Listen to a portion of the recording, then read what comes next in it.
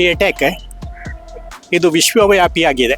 ಭಯೋತ್ಪಾದನೆ ಉದ್ದೇಶಗಳು ಏನೂ ಇಲ್ಲ, ಅದರಲ್ಲಿ ಏನೋ ಒಂದು ಸಂತೋಷವನ್ನು ಕಾಣ್ತಾ ಇದ್ದಾರೆ ಅವರು. ಅದರಲ್ಲಿ ಏನಂದ್ರೆ ಮೇನ್ ಆಗಿ ಅವರು ಪಾಕಿಸ್ತಾನ ಆರ್ಮಿ ಅವರು ಸಹ ಇನ್ವಾಲ್ವ್ ಆಗಿದ್ರು ಕೆಲವರು.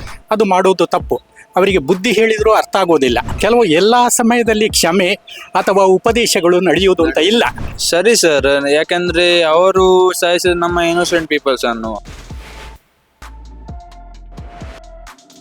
ಈ ಅಟ್ಯಾಕ್ ಇದು ವಿಶ್ವವ್ಯಾಪಿಯಾಗಿದೆ. ಭಯೋತ್ಪಾದನೆ ಉದ್ದೇಶಗಳು ಏನೂ ಇಲ್ಲ, ಅದರಲ್ಲಿ ಏನೋ ಒಂದು ಸಂತೋಷವನ್ನು ಕಾಣ್ತಾ ಇದ್ದಾರೆ ಅವರು. ಅದು ಮಾಡುವುದು ತಪ್ಪು. ಅವರಿಗೆ ಬುದ್ಧಿ ಹೇಳಿದರೂ ಅರ್ಥ ಆಗೋದಿಲ್ಲ. ಆದ್ದರಿಂದ ಇಂಥ ಅಟ್ಯಾಕ್ಗಳು ಸರಿ. ಕೆಲವು ಎಲ್ಲ ಸಮಯದಲ್ಲಿ ಕ್ಷಮೆ ಅಥವಾ ಉಪದೇಶಗಳು ನಡೆಯುವುದು ಅಂತ ಇಲ್ಲ. ಆದ್ದರಿಂದ ಯಾರಿಗೆ ಏನು ಬೇಕು ಅದೇ. ತುಳುವಿನಲ್ಲಿ ಗಾದೆ ಉಂಟಲ್ಲ, ಎರು ಜಾತಿಗೆ ಬಡು ಜಾತಿ ಅಂತ ಅಷ್ಟೇ. ಆಯ್ತಾ? ಅದೇ ದಾಳಿ ಮಾಡಿದ್ದು ಸರಿ ಅಂತ ಸರಿ ಅಂತ ಅನಿಸ್ತದೆ. ಯಾಕೆ ಹೇಳಿದರೆ, ನಾವು ಸುಮ್ಮನೆ ಕೂತಾಗ ಇದು ಬೆಳೀತಾ ಇರ್ತದೆ. ಕಳೆ ಗಿಡಗಳನ್ನು ನಾಶ ಮಾಡಲೇಬೇಕು. ಆ ರೀತಿಯಲ್ಲಿ ಆಗ್ತಾ ಇದೆ. ಸರ್, ಫಸ್ಟ್ ಮೇನ್ ತಪ್ಪು ಮಾಡಿದ ಇದರಲ್ಲಿ ಸರ್ ಪಲ್ಗಾಮ್ ಅಟ್ಯಾಕ್ ಇಂದ. ಸೊ ಅದು ತಪ್ಪು ಏನಂದ್ರೆ ಪಾಕಿಸ್ತಾನ ಅವರೇ. ಅದರಲ್ಲಿ ಏನಂದ್ರೆ ಮೇನ್ ಆಗಿ ಅವರು ಪಾಕಿಸ್ತಾನ ಆರ್ಮಿ ಅವರು ಸಹ ಇನ್ವಾಲ್ವ್ ಆಗಿದ್ರು ಕೆಲವರು.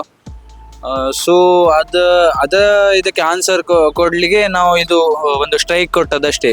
ಅದು ನಾವು ಯಾವುದಕ್ಕೆ ಕೊಟ್ಟದಂದ್ರೆ ಟೆರರ್ ಇನ್ಫ್ರಾಸ್ಟ್ರಕ್ಚರ್ ಇದೆಯಲ್ಲ, ಅದಕ್ಕೆ ಮಾತ್ರ ಒಂದು ಸ್ಟ್ರೈಕ್ ಕೊಟ್ಟದು. ಬಟ್ ಇವರು ಏನ್ ಮಾಡಿದ್ದಾರೆ ಅಂದ್ರೆ, ಪಾಕಿಸ್ತಾನ ಅವ್ರು ಏನ್ ಮಾಡಿದ್ದಾರೆ ಅಂದ್ರೆ ಇನ್ನೋಸೆಂಟ್ ಸಿವಿಲಿಯನ್ಸ್ ಅವರನ್ನು ಸಾಯಿಸಿದ್ದಾರೆ. ಈಗ 26 ಆಯ್ತಾ, ಇನ್ನು ಮೊನ್ನೆ ಬೆಳಿಗ್ಗೆ 10 ಜನರನ್ನು ಸಾಯಿಸಿದ್ದಾರೆ.